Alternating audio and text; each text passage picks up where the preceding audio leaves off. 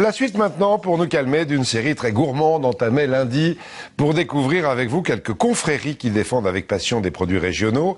Après la ficelle picarde, aujourd'hui, on va aller à Commercy dans la Meuse. Hommage là-bas à un petit gâteau apparu au XVIIIe siècle, la Madeleine, qui a aussi sa confrérie. Jean Chubillot, Éric Boucher. Il était une fois une petite ville de Lorraine, belle et paisible, jusqu'au passage de rois, de princes et de seigneurs qui vont se disputer au fil des siècles la possession des lieux. Mais c'est le roi Stanislas qui, en devenant duc de Lorraine, va faire la renommée actuelle de Commercy. La légende raconte que lors d'un de ses dîners, le dessert était raté. Pour sauver ce fiasco, une servante fit un gâteau, le roi adora, et nomma ce délice du prénom de la jeune femme, Madeleine.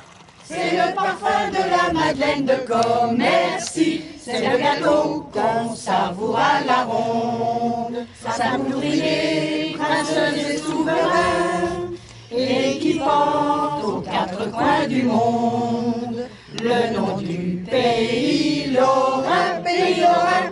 La confection de la pâte varie selon les pâtissiers. Alors, dans une madeleine, nous avons de la farine, nous avons du sucre, on a du beurre chauffé à 60 degrés. Après, on y rajoute, nous, du miel, on y rajoute du sel de Guérande, on y rajoute notre secret. Nous, on préfère rester artisan. La vraie recette a été améliorée au fur et à mesure des années avec notre père, notre grand-père. Et puis, nous, on a mis aussi notre petit grain de sel. Madeleine, la soubrette, c'est pas une légende. Moi, j'étais pas là pour le voir, évidemment, mais j'y crois fortement. Pour faire lever donc la pâte à madeleine, on y met de la levure. Dans le temps, en fait, on n'avait pas cette levure, on y incorporait du bicarbonate d'ammoniac. Et d'où vient le terme pleurer comme une madeleine. Parce que au moment du défournement, à la sortie du four, le bicarbonate pique énormément les yeux et tout le monde pleurait dans le fournil. Et si l'on cherche le secret, on lui dit simplement, ce parfum, cher ami, c'est le parfum de la Madeleine de Commercy. Je sais qu'il y a des gens qui critiquent un peu qu'on se promène. Ça fait un peu folklore, ça fait un peu royaliste. Et Stanislas l'a apprécié et je pense qu'il en mangeait tous les matins. Comme moi, je fais tous les matins, je mange 2 madeleines. C'est un gâteau fameusement bon, un gâteau apprécié par le monde entier. J'ai une fille qui est dans le Béarn et dans le Béarn, on mange aussi des madeleines de Commercy. Et on vous demande souvent la recette ?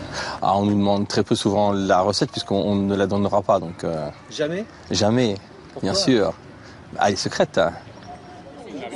Vêtus d'un tissu bleu royal orné de la croix de Commercy, tels sont les membres de la confrérie.